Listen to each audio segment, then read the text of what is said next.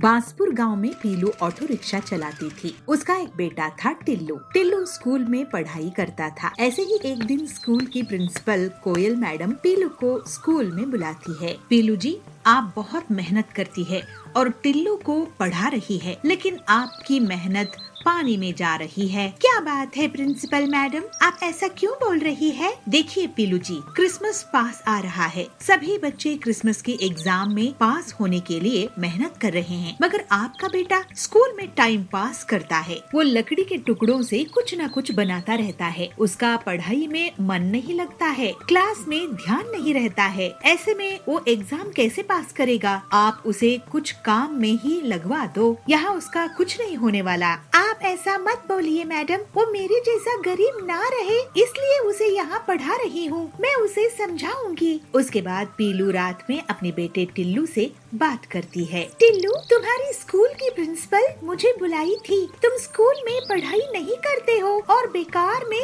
लकड़ी के सामान बनाते हो। मैं पढ़ाई ध्यान भी देता हूँ और साथ में लकड़ी के खिलौने भी बनाता हूँ। मैं दोनों काम एक साथ कर सकता हूँ माँ। लेकिन तू लकड़ी के खिलौनों को क्यों बना रहा है? एक काम में ही ध्यान क्यों नहीं देता? पढ़ाई में ही ध्यान रख, बाद में खिलौने बनाना। माँ, क्रिसमस पास में है, बच्चे लकड़ी के खिलौने खरीदते हैं। मैं सोच रहा था क्यों ना मैं खिलौना बनाऊं। नहीं बेटा, मैं ऑटो चला रही हूँ ना, तो फिक्र मत कर और स्कूल में अच्छे से पढ़ाई कर। टिल्लू अपनी माँ का कहना मान लेता है, लेकिन उसी रात कालू कौवा पीलू के घर में उसके ऑटो के पास आता है। कालू भी ऑटो चलाता था और पीलू से जलता था। वो एक औरत होकर ऑटो क्यों चलाती है, ये उसका ख्याल था। कालू अपने मन में कहता है, पीलू पिद्दी, तू मुझसे ज्यादा कमाती है, मैं तेरे ऑटो को जलाकर राख कर दूंगा। ऐसा सोचकर कालू ऑटो को नकली चाबी से खोल देता है और उसका इंजन और पहिए चुरा कर भाग जाता है। अगली सुबह पीलू अपने बेटे के साथ घर के बाहर आती है तो अपने ऑटो की ऐसी हालत देखकर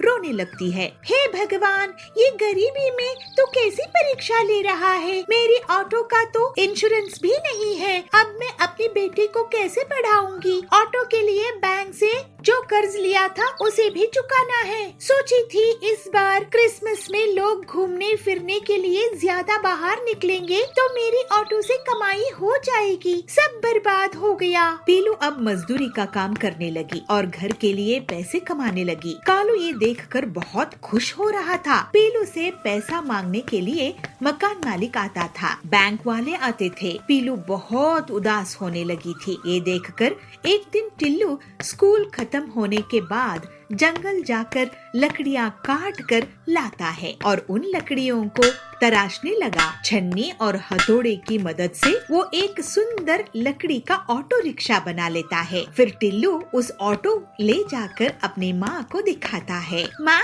देखो तुम्हारे लिए क्रिसमस गिफ्ट। अरे बेटा, ये क्या है? ये लकड़ी का इतना बड़ा ऑटो तू कहाँ से लाया है? माँ, ये ऑटो मैंने तुम्हारे लिए बनाया है। 1 रुपया भी इसमें खर्च नहीं आया। अब तुम क्रिसमस में इसको लेकर चलाओ। और हाँ, वो पुराना हिस्सा ऑटो का है ना, उसको मैं इस ऑटो के ऊपर फिट कर देता हूँ।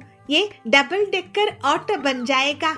मैं इस पे वाटरप्रूफ पेंट कर दूंगा। वाओ मेरे टिल्लू, मुझे तुझ पर गर्व है। फिर पीलू उस ऑटो को ले जाकर जंगल में घूमने लगी। ये देखकर कालू का सिर चकरा गया और वो बेहोश हो गया। हे भगवान, इस ऑटो को अगर मैं तोड़ दूंगा तो ये ट्रिपल डेकर ऑटो ले आएगी, फिर बस ही बना देगी। मैं तो जंगल छोड़कर जा रहा हूँ। और फिर इस तरह से पीलू अपनी मेहनत से ज्यादा पैसे कमाने लगती है।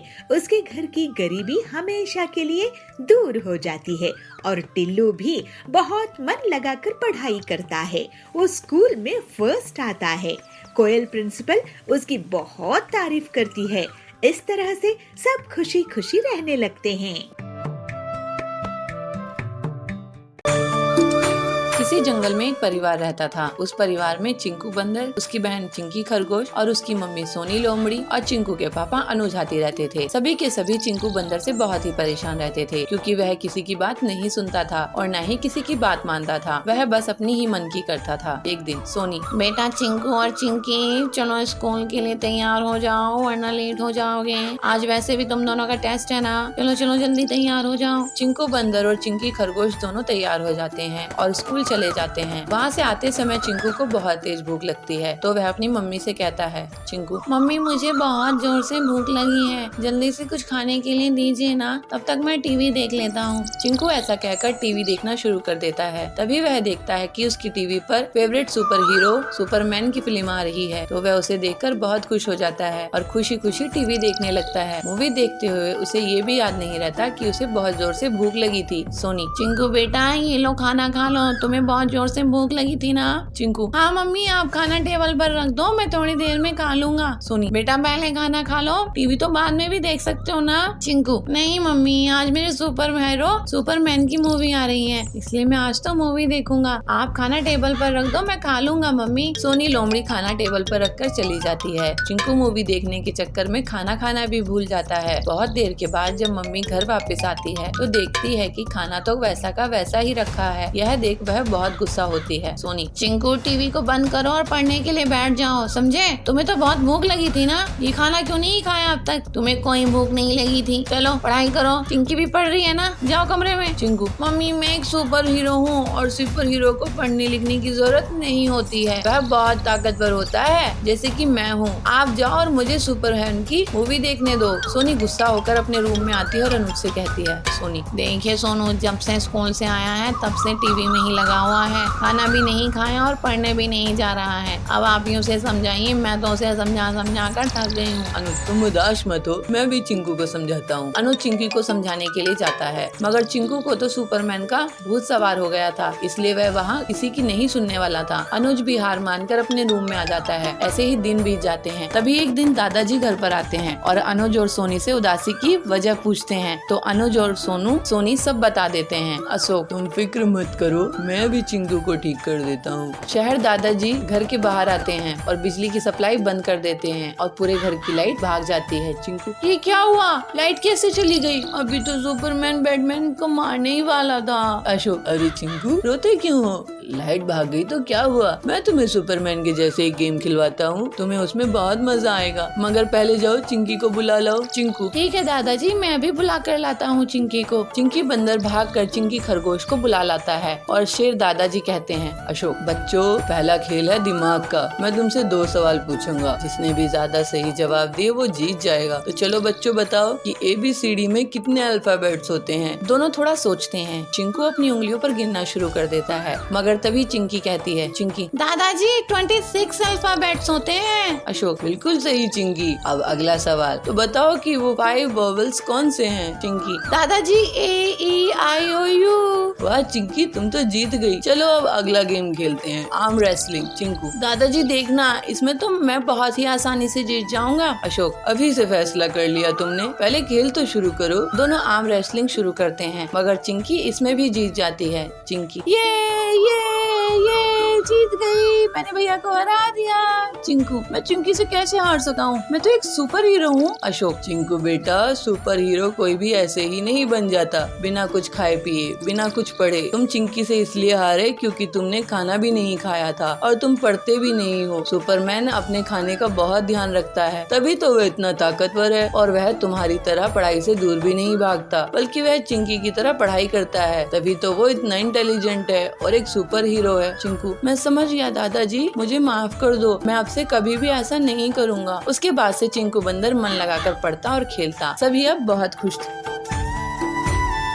चिंकू खरगोश और पीहू हथनी दोनों भाई बहन हर वक्त फोन में ही लगे रहते थे। पूरा दिन बस मोबाइल में यूट्यूब पर वीडियो देखते रहते थे। एक दिन वह वीडियो देख रहे थे तो उन्हें एक नई गेम PUBG के बारे में पता चला। दोनों को उसका ट्रेलर बहुत अच्छा लगा तो पीहू हथनी ने कहा, चिंकू भैया देखो कितनी मस्त गेम है ना, चलो ना एक बार इसे डाउनलोड करके खेल के देखते हैं कि आखिर ये गेम कैसी है। देखने में तो बहुत अच्छी लग रही है, खेलने में कितनी अच्छी होगी ना। हाँ बहन तुमने सही कहा, आजकल मैंने भी इसके बारे में बहुत सुना है, स्कूल में भी सब इसी गेम के बारे में बात करते रहते हैं, एक बार इसे खेल कर देख ही लेते हैं। और चिंकू खरगोश पबजी गेम को अपने फोन में डाउनलोड कर लेता है और उसे खेलने लगता है। दोनों भाई बहनों को वह गेम बहुत ही ज्यादा पसंद आती है और वह उस गेम में ही लगे रहते हैं। पीहू, यह तो सच में बहुत अच्छी गेम है, जैसे मैं गेम चाहता था ये तो बिल्कुल वैसी ही है। अब मैं इसे सीख जाऊंगा कि एक सोल्जर कैसे बन सकते हैं। बस फिर उस दिन से दोनों भाई बहन फोन उठाते और पूरा समय बस पबजी खेलते रहते। वह खाना पीना भी भूल चुके थे, पढ़ना लिखना भी भूल चुके थे। अब उन्हें अच्छा कुछ भी नहीं लग रहा था कि माँ मोना नीलगाय उनके पास आती है और उनसे कहती है, बच्चों तुम अभी तक तैयार नहीं हुए,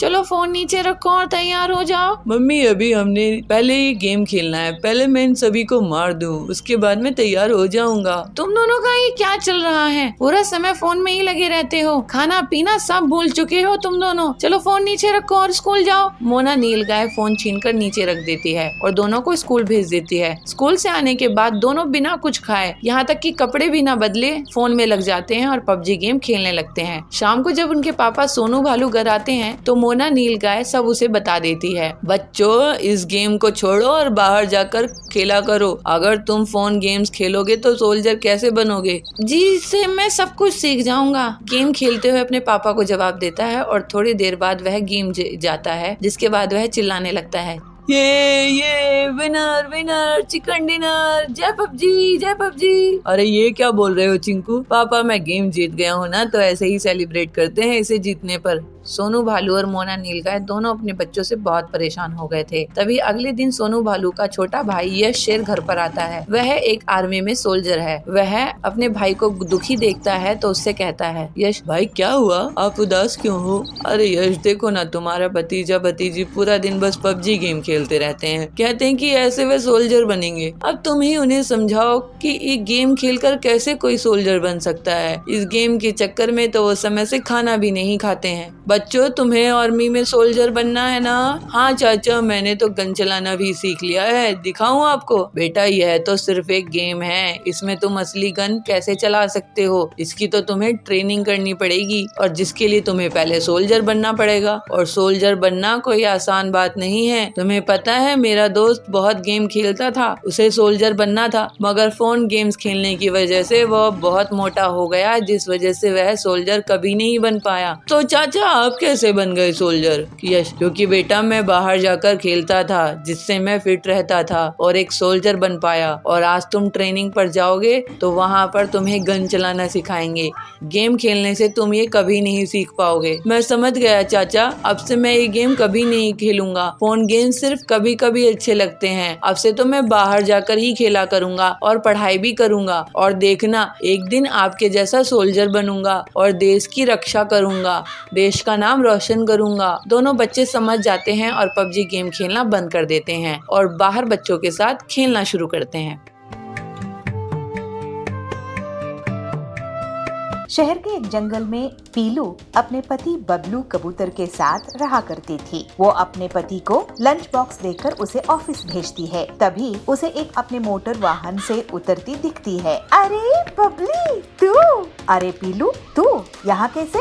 बबली, मैं और मेरे पति इस घोंसले में किराए से रहने के लिए आए हैं। अच्छा चल, मैं अब घर के अंदर चलती हूँ। मुझे इतनी देर धूप में रहने की आदत नहीं है, मैं तो एसी में ही रहती हूँ। अच्छा, लेकिन स्कूल में तो तू हमेशा बाहर धूप में ही खेला करती थी। स्कूल की बात अलग थी, अब मैं अमीर घर में शादी होके आई हूँ, मुझे धूप बिल्कुल सूट नहीं करती है। दूसरे दिन पीलू बबली के घर अचार लेकर जाती है। बबली ये देख, मैं तेरे लिए आम का अचार लेकर आई हूँ। इसे मेरी सास ने बनाया है, वो भी घर में। अरे ये ऑयली अचार मैं नहीं खाती हूँ पीलू, ये सब गांव में चलता होगा, मेरे यहाँ नहीं। इसे तू वापस ले जा। पीलू उदास होकर कहती है, ओहो बबली, तेरी लाइफस्टाइल तो बहुत बदल गई है। चल ठीक है, मैं अब चलती हूँ। ऐसे कहकर पीलू वापस अपने घर चली जाती है। ऐसे ही कुछ दिनों बाद करवा चौथ का त्योहार आता है। पीलू अपने पति से कहती है, बबलू जी, मैं ये साड़ी करवा चौथ पे पहनूं तो कैसी लगेगी? पीलू, तुम भी क्या सोचती होगी कि कैसा पति मिला है, किराए के घर में रखा है, नई साड़ी भी नहीं दिला सकता। लेकिन क्या करूं, मेरी तनख्वाह इतनी कम है कि महीना पूरा होने के पहले ही सारा पैसा खत्म हो जाता है। काश इस त्योहार में मैं तुम्हें कम से कम एक अच्छी साड़ी दिला पाता। बबलू जी, आपका प्यार ही मेरे लिए असली दौलत है। आप चिंता मत करो, सब ठीक हो जाएगा। तुम सच में बहुत अच्छी हो पीलू। ये लो 1000 रुपए और इससे करवा चौथ का सामान ले आना। ठीक है जी, मैं पूजा का सामान ले आऊंगी। शाम में पीलू के घर बबली आती है। पीलू, आज करवा चौथ मनाने के लिए सभी बंगलों में आ रही है, तो भी आ जाना। मेरे बंगलों की छत से चांद साफ साफ दिखता है। तुम लोगों की छोटे छोटे घोंसलों में शायद वो सही से निकलेगा नहीं, फिर तुम लोग भूखी रह जाओगी। अगर सब आ रही है तो मैं भी आ जाऊंगी बबली। अब मैं चलती हूँ, मुझे तैयारी करने के लिए पर्सनल स्टाइलिस्ट आने वाली है। वो 50,000 ले रही है मुझे स्टाइल करने के लिए। तुम लोग तो खुद से तैयार हो जाना। रात में सभी बबली के बंगलों में पहुंच जाती है। पीलू भी वहां जाती है। अरे वाह बबली, तुम्हारी साड़ी तो बहुत ही अच्छी लग रही है। ये मेरे मुंबई जंगल के पर्सनल फैशन डिजाइनर ने मुझे डिजाइन करके दिया है। अरे तेरी मेहंदी, उसकी डिजाइन भी कमाल है। ये 25,000 की है। तुम्हारी मेहंदी के खर्च से हमारा पूरा घर ही चल सकता है। सब हंसने लगते हैं। चलो, अब चांद निकलने वाला ही है, लेकिन मेरे पति नहीं आए हैं। उनके हाथों से मैं फिल्टर्ड वाटर पीऊंगी, उसके बाद ही अपना व्रत तोड़ूंगी। एक के बाद एक सभी चिड़ियाएं अपने पति का चेहरा चांद के साथ देखकर साथ ही व्रत पूरा कर लेती है। पीलू भी बबलू के साथ व्रत पूरा कर लेती है, लेकिन बबली के पति अभी तक नहीं आते हैं। फिर सभी अपने अपने घर चली जाती है। देर रात को पीलू बबली को फोन लगाती है। अरे बबली, फोन क्यों नहीं उठा रही है? उसके पति घर आए कि नहीं? ऐसे कहते हुए वो अपने पति के साथ बबली के घर जाती है। वहाँ वो देखती है कि बबली अपने हॉल में बेहोश पड़ी हुई है। फिर पीलू तुरंत ही डॉक्टर को फोन लगाती है। इन्हें तो डिहाइड्रेशन हुआ है, इन्हें मैं एक इंजेक्शन देता हूँ, इससे इनकी हालत संभल जाएगी। इनके पति को जल्दी से बुलाओ। फिर बबलू तुरंत ही बबली के पति के ऑफिस पहुंच जाता है और उन्हें पूरी बात बताता है। वो दोनों जल्द से जल्द घर वापस आते हैं। आप कहाँ रह गए थे? आपका फोन नहीं लग रहा था। बबली, तुमने मुझे बताया ही नहीं कि आज तुमने करवा चौथ का व्रत रखी है। चलो अब जल्दी से अपना व्रत पूरा कर लो। फिर पीलू की मदद से बबली अपना व्रत पूरा कर लेती है। बबली, तुमने भाई साहब को व्रत के बारे में क्यों नहीं बताया? मैं फैशन और मेकअप में इतना ध्यान ही नहीं दी कि मुझे इन्हें बताना था, याद ही नहीं रहा। पीलू, तुम्हारी सादगी से मैं सीखूंगी कि इतने कम पैसों में भी कैसे अच्छे से रहते हैं। अब मैं अपनी दौलत के लिए इतनी घमंडी नहीं रहूंगी। उसके बाद से बबली सुधर जाती है और सादगी से अपना जीवन बिताने लगती है। चुलबुल नगर के गांव में सुंदरी बहुत घमंडी और अमीर जमींदारिन थी। वो गरीब लोगों को ब्याज पे पैसे उधार देती थी और जब गरीब उसे उधार के पैसे लौटा नहीं पाते थे तो वो उनकी जमीन को हड़प लेती थी। ऐसे ही एक दिन बबली उसके पास पैसे उधार लेने के लिए जाती है। सुंदरी सेठानी, आप मुझे 1 लाख उधार दोगी क्या? मैं आपको अगले साल वापस कर दूंगी। मुझे कैसे पता कि तुम मुझे पैसे वापस कर दोगी? तुम कौन हो? मैं तो तुम्हें नहीं जानती हूँ। मैं यही इसी जंगल में रहती हूँ। सेठानी जी, गरीब किसान हूँ, छोटी सी जमीन है मेरी। अच्छा, तो तुम मुझे अपनी जमीन गिरवी रख दो, मैं तुम्हें पैसे उधार दे दूंगी। वैसे कितनी बड़ी जमीन है तुम्हारी? मेरी 10 एकड़ की जमीन है, आप गिरवी रख लो। ठीक है, यहाँ अंगूठा लगाकर पैसे ले जाओ, लेकिन याद रखना पैसे नहीं चुकाए तो जमीन मेरी। फिर बबली उन पैसों से खाद और दवाइयाँ लाती है और खेत में दिन रात बहुत मेहनत करके फसल उगाती है। इस बार उसकी अच्छी फसल हुई थी। ऐसे ही एक दिन सुंदरी उसके खेत के पास से निकल रही थी। तभी उसकी नजर बबली की खेत में जाती है। अरे वो टिल्लू, कहाँ घूम रहा है? ये बता कि ये खेत किसका है जिसमें इतनी बढ़िया फसल उगी है? शेठानी जी, ये खेत बबली का है। उसी बबली का जिसने मुझसे पैसे उधार लिए हैं। अरे वाह, इसका मतलब ये जमीन और ये फसल और इसका मुनाफा मेरा हुआ। फिर सुंदरी बबली से मिलती है। क्यों बबली, इस बार तो तुम्हारी फसल बहुत अच्छी हुई है, लगता है बहुत मेहनत करी हो। जी सुंदरी जी, मैं फसल बेचकर आपका उधार लौटा दूंगी। उसके बाद घर में बेटी भी है, उसकी शादी भी करनी है। ठीक है, ब्याज मिलाकर 3 लाख दे देना।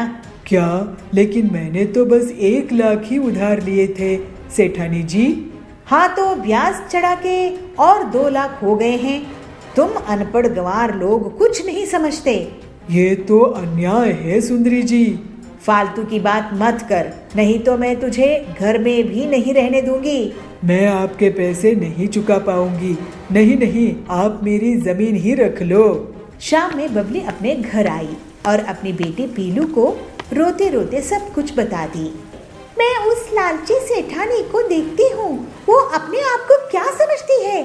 आप चिंता मत करो माँ, अब मैं उससे सभी चिड़ियों की हड़पी हुई जमीन वापस करवाऊंगी।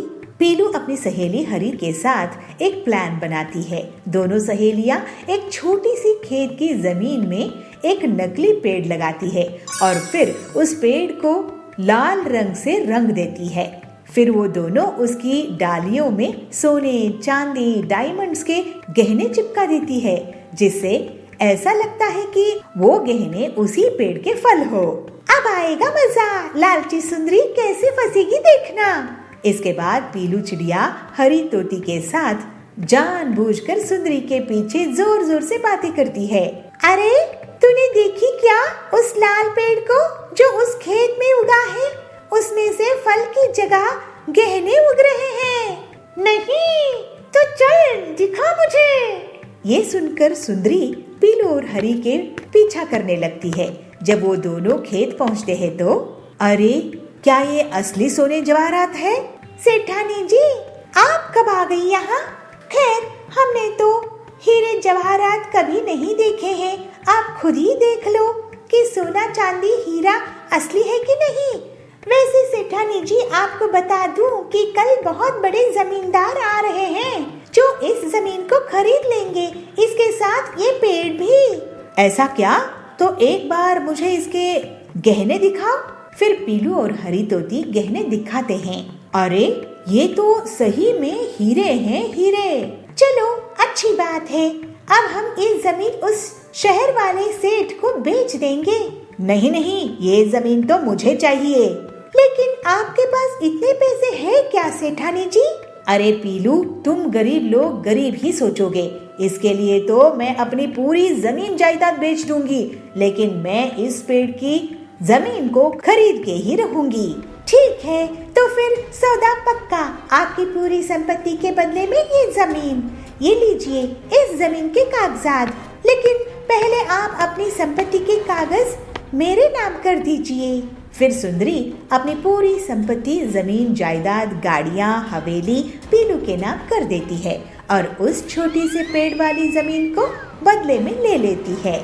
अगले दिन कुछ लोग उस पेड़ के पास इकट्ठा होते हैं। क्यों गरीब लोग, कैसा लगा मेरा ये गहनों का पेड़? जरा हमें भी दिखाना गहने सेठानी जी। ये देखो। फिर सुंदरी उन्हें गहने दिखाती है। तभी टिल्लू के बगल में खड़े हुए पक्षी के हाथ से उस हार में पानी गिर जाता है और उसका सुनहरा रंग मिट जाता है। अरे ये क्या, पीलू मुझे लूट ली, बर्बाद कर दी। ये तो नकली लोहे की चेन है जिस पर सोने का नकली रंग लगा हुआ था। इस तरह से सुंदरी को उसकी धोखाधड़ी की सजा मिल जाती है और पीलू की मदद से बबली और बाकी जंगल के पक्षियों को उनकी लूटी हुई जमीन वापस मिल जाती है। फिर सब खुशी खुशी रहने लगते हैं। एक जंगल में बबलू पानी पूरी का ठेला लगाता था। उसकी पानी पूरी खाने के लिए वहाँ पर पक्षियों की भीड़ लगी रहती थी।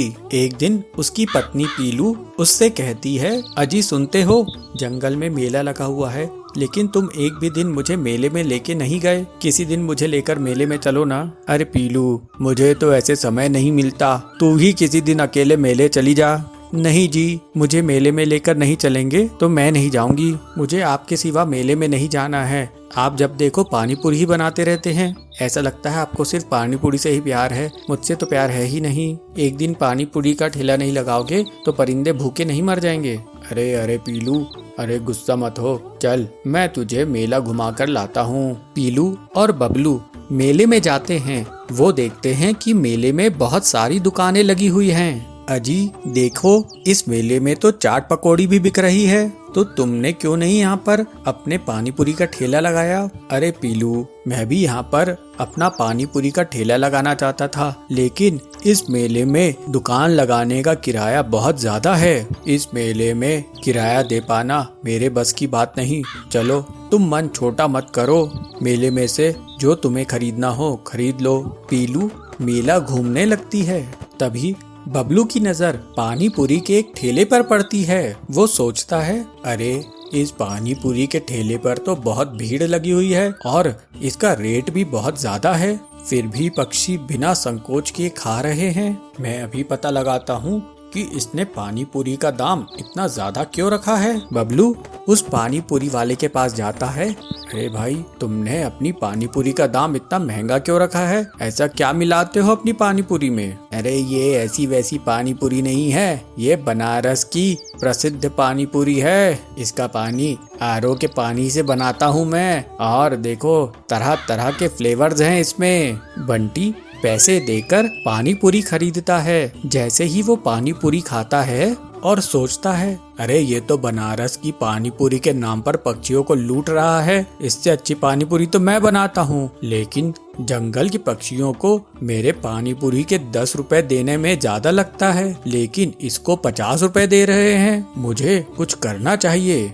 अगले दिन बबलू अपनी पानी पूरी का दाम बढ़ा देता है, 10 रुपए से 40 रुपए कर देता है। उसके ठेले में एक पानी पूरी खाने के लिए आती है। अरे भाई, कल तक तो तुम 10 रुपए में पानी पूरी बेच रहे थे, आज क्या हुआ 40 रुपए कर दिया? कल तक मेरी पानी पूरी का एक ही फ्लेवर होता था, अब ढेर सारे हैं। भाई तुम अपने फ्लेवर्स अपने पास रखो, मुझे तुम्हारी पानी पूरी नहीं खानी, इतना लालच सही नहीं है। कुछ दिनों बाद बबलू के ठेले पर पक्षी आना बंद कर देते हैं। देखा आपने, पानी पूरी का दाम बढ़ा दिया और पक्षी अब पानी पूरी आपके यहाँ आके नहीं खाते हैं। कल से ऐसा करो, पुराने ही रेट पर पानी पूरी बेचना। तुम सही कह रही हो पीलू।